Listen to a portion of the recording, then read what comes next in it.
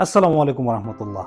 نن موږ ډیسکس کوو یو کامن سایکولوژیکل بیماری چې هغه ته اډیکشن ویل کیږي. یو داسې بیماری د برین یو داسې ډیس آرډر چې په دې کې انسان د فضول کارونو کولو طرف ته بار بار موټیویټ کیږي چې د دې سره د دې ډیر قیمتي ټایم ضایع کیږي. ایگزام له تیاری کول، بوکس ریډ کول یا د خپل لایف ګول د اچیو کولو لپاره مهنت او خواري کول. خو د فضول کارونو اډیکشن بستا د سکسس پروګرس په دې قسم کارونو کې همیشه کم ساتي. د سوشل میډیا د حد نه زیات استعمال، په موبایل د لیټ نایټ پورې آنلاین گیمز کول، کیفینیټډ انرژي ډرینکس کول، دې قسم کارونو د دې دور د سټوډنټس د برین بایوکیمستري چینج کړې ده. ایون د سټډي په دوران کې هم کانسټنټلی موبایل فون چیک کول، ملګرو سره چیټینګ کول د دیو یو کامن اډیکشن دی. د سټډي په دوران کې چې هم دیو دا قسم اکټیویټیز ونه کوي نو دیو خپل ځان اریټیټډ فیل کوي. صرف سټوډنټس نه بلکې آفیس ورکرز، امپلایز او بزنس کولو والا خلک د خپل لیول پورې د سنس اډیکشن شکار دي. ان فیکٹ د اډیکشن د برین یو داسې ډیس آرډر دی چې په دې کې برین فزیکلی او کیمیکلی چینج کیږي چې د دې سره د انسان ویل پاور، وے اف تھنکنګ او نور فزیکل بیهیویرز چینج کیږي. د اډیکشن د شکار کېدو نه پس د انسان په خپل ځان کنټرول ختم شي او د دې په دماغو کې د اډیکټیو کارونو پاتویز ډیولپ شي. د وخت تیریدو سره د انسان د برین دا خبره ریالایز کی چې د کم اکټیویټي سره دیتا د پلیجر او سټیسفیکشن یو انسټنټ ریوارډ ملويږي او انسان نیچرلی دغه کارونو کولو طرف ته بار بار موټیویټ کیږي. د اډیکشن एकदम انسان ته نه کیږي بلکې دا سلولی او سټپ بای سټپ د انسان په دماغو کې خپل لارې جوړي او انسان داسې یو سټیج ته رسي چې دا غینه واپس کېدل مشکل وي. خو د سټرګلز کولو سره انسان خپل نارمل کنډیشن ته راتلی شي. एक्चुअली मैंने सिर्फ सोशल मीडिया छोड़ा है, मैंने तो अपना फोन भी छोड़ दिया. 6 हफ्ते हो गए. हाँ. पहले तो फोन था ही नहीं ना. वो तो अभी हमको आदत पड़ी है कुछ सालों में. मोबाइल फोन की बात कर रहा हूँ मैं कि मुझे लगा कि मैं बहुत एडिक्टेड हूँ. अब देखो मैं मोबाइल फोन खोल रहा हूँ या तो न्यूज देखने के लिए या कोई दोस्त कुछ जोक भेज रहा है या फैमिली चैट्स तो कम से कम 10-12 है हमारी फैमिली में चलते. दिन भर आप कुछ ना कुछ डिस्ट्रैक्ट होते रहते हो. मैं कुछ गेम्स भी खेलता हूँ ऑनलाइन तो उसमें मैं खो जाता हूँ. सडनली मुझे रियलाइज हुआ कि यार मैं पता नहीं कहाँ किंद में घूम रहा हूँ, कुछ समझ में नहीं आ रहा है मुझे क्या हो रहा है मेरे लाइफ में. तो फिर मैंने बोला यार ये बंद करो. जब से मैंने फोन बंद किया है मैं आपको बता नहीं सकता हूँ कि मेरी लाइफ में कितनी बड़ी तब्दीली आई है. انسان د اډیکشن شکار کیږي څنګه او څنګه به یو انسان د اډیکشن نه ځان بچ ساتي. راځي ځان پویو په دې ویډیو کې.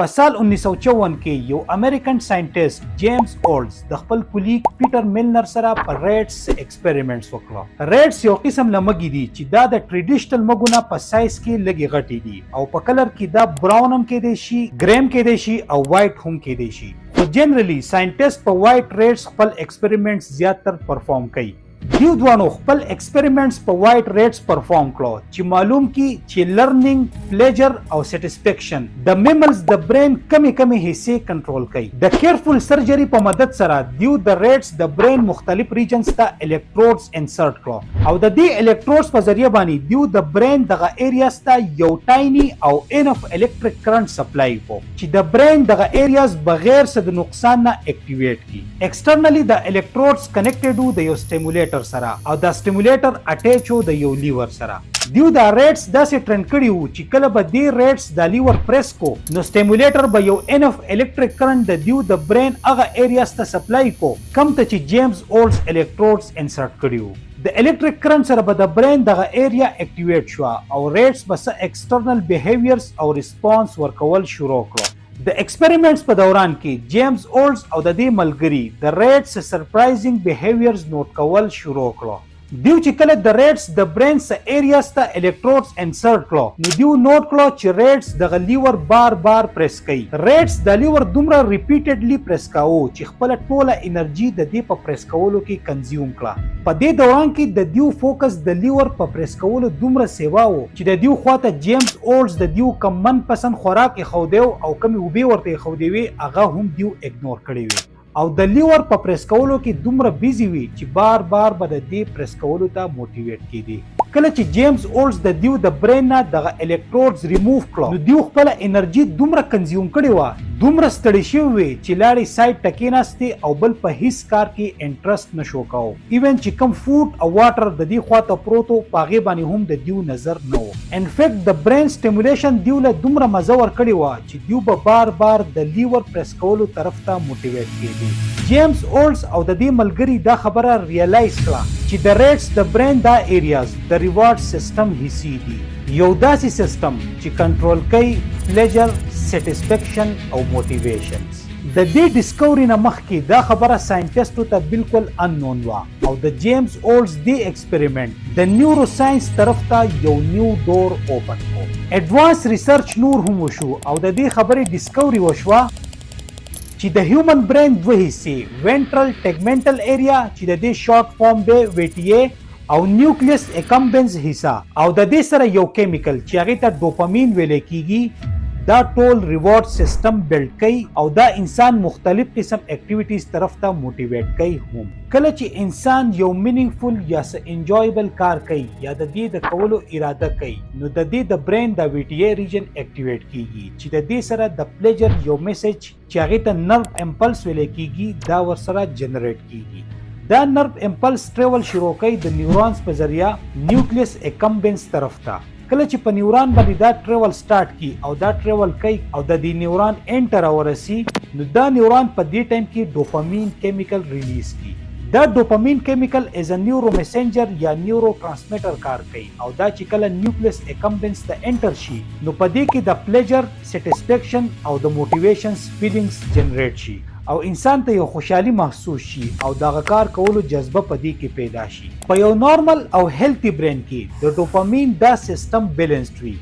انسان چې کله د سکار کولو طرف ته موټیویټ کیږي نو د دې په برین کې ډوپامین په دومره انف کوانټیټي کې ریلیز شي چې انسان پلیجر فیل کی دغه کار کولو طرف ته موټیویټ شي د هغه کار کولو نه پس سیټسفاید شي او واپس خپل نارمل کنډیشن ته راشي دا یو نیچرل پروسس دی چې د دې سره موږ مختلف اکټیویټیز طرف ته موټیویټ کیږو او واپس خپل نارمل لیول ته راځو لکه موږ روټۍ هم خورو خپل ډیلی جابز هم کوو د خپل فیملی سره ټایم هم سپینډ کوو د خپل لایف ګول د اچیو کولو لپاره مهنت او خواري هم کوو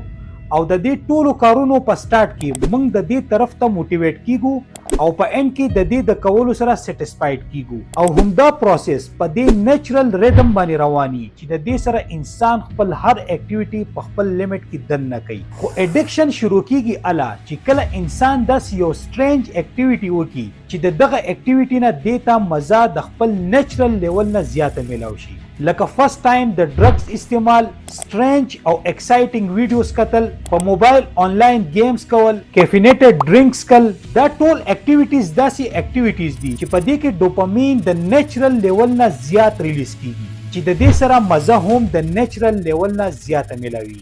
په شروع کې چې کله انسان دا اکټیویټي شروع کی او دیتا د مزه د خپل نیچرل لیول نه زیاته حاصلېدل شروع شي نو انسان ته دا قسم اکټیویټیز وندرفل او میجیکل ښکاري او دا ورسره ډیر زیات سیټسفاید وي په شروع کې خو انسان دا اکټیویټیز ډیر ښه فیل کوي خو څه ټایم بعد د دې د برین ریسپانس چینج کېدل شروع شي د وی ټي اے او د نیوکلیس اکمبنس پاتویز ډیولپ کېدل شروع شي او انسان بار دغه های ډوپامین هغه مزه ایکسپیکټ کوي په دې دور کې د دې د ټولو نه بیسټ اگزامپل ټیک ټاک کول او په موبایل آنلاین گیمز کول چې دا اکټیویټیز موستلی کامن دي د دې دور په سټوډنټس کې دیو د دې کارونو دومره اډکټ شوي چې د سټډي په دوران کې یا دیو چې داسې بل څه یوزفل کار کوي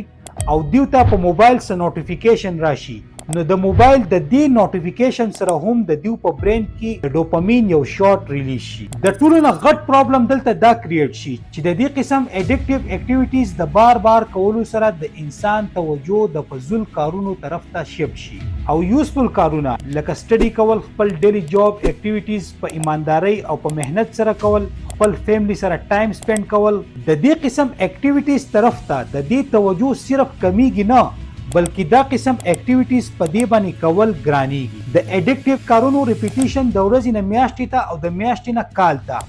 انسان دومره لیزی کی چې د دې سوشل انټریکشن کم شي موټیویشنز د یوزفل کارونو طرف ته بالکل د نش برابري او د دې شاته مین وجه دا ده چې کوم اډیکټیو اکټیویټیز دي د دې ریوارډ انسټنټ وي، مطلب په دغه ټایم باندې دیتا د دغه کار ریوارډ ملاويږي. خو د یوزفل کارونو کولو د لپاره د یو لانګ ټرم مهنت ضرورت وي او د ډیر ټایم مهنت کولو نه بعد انسان ته دغه کار هغه ریوارډ ملاويږي. همدا وجه ده چې د دې دور سټوډنټس چې خپل ایگزام له تیاری وکړي د دې په ځای باندې دا په موبایل باندې غنټې ضایع کوي. او د دې شاته ما مین وجه بیان کړه، ملګرو سره چیټینګ کول، په موبایل آنلاین گیمز کول، فیسبوک ټیک ټاک باندې فنی ویډیوز کتل، د دې ټول اکټیویټیز ریوارډ دیتا هم په دغه ټایم ملاويږي او دا پکې خپل ډیر ایفورټس هم نه پټ کوي او نه پکې سره ډیر مهنت کوي. خو د دې په ځای باندې ایگزامز لا یا خپل ټیسټ لا تیاری کول دا داسې کارونه دي چې دې ته به صبر کې، دې لپاره به ایفورټس پټ کې، مهنت به کې، خپل خوبونه به خرابې چې د دې نه پس پتا ته د دې کار ریوارډ ملاويږي. د دې د مینیج کولو پراپر طریقه دا ده چې دا کم های ډوپامین اکټیویټیز دي دا اډیکټیو اکټیویټیز دي او چونکې د دې په کولو کې ډوپامین زیات ریلیز کیږي نو دا انسان نه مزه هم زیات ورکوي. دا قسم اکټیویټیز د ورځې په اول سر کې کول نه دي پکار. د دې په ځای باندې لو ډوپامین اکټیویټیز د ورځې په اول سر کې کول پکار دي. د لو ډوپامین اکټیویټیز هغه اکټیویټیز دي چې د دې په کولو کې ډوپامین لږ ریلیز کیږي، چونکې دا مزه زیات نه ورکوي نو ډوپامین هم د دې د کولو سره لږ ریلیز کیږي. او انسان چې کله د ورځې په هغه فرش حصہ کې مطلب په اولنۍ حصہ کې د لو ډوپامین اکټیویټیز اول وکي چې دا یوزفل کارونه دي او چې کله دا کمپلیټ کی نو د دې د ټایم صحیح استعمال وشو او د دې نه پس که بیا دا چرته های ډوپامین اکټیویټیز وکي نو دې به آلریډي خپل یوزفل کارونه کمپلیټ کړي. نو های ډوپامین اکټیویټیز د دې ټایم زیات نشي ویسټ کولای. د دې نه علاوه هر قسم نشه کول لکه نسوار، سیګریټ، چرس، آیس دا ټول اکټیویټیز په های ډوپامین اکټیویټیز کې راځي او د دې نه د بچ کېدو سولوشن صرف او صرف دا دی چې انسان د هر هغه کس نه ځان بچ وساتي دغه سره نه میلاو شي نه دغه په خوا کې کینی کم کس چې دا قسم نشي کوي. دا ستا په منټالیټي دومره غلط اثر کوي چې ستا په ژوند کې چې مخکې تا ته کم چیلنجز راځي هغه ته بیا نشي فیس کولی. لہذا د هر قسم نشو نه ځان بچ وساتئ. څوک چې په نشو کې اخته شوی او د های ډوپامین اکټیویټیز اډیکشن دې ته شوی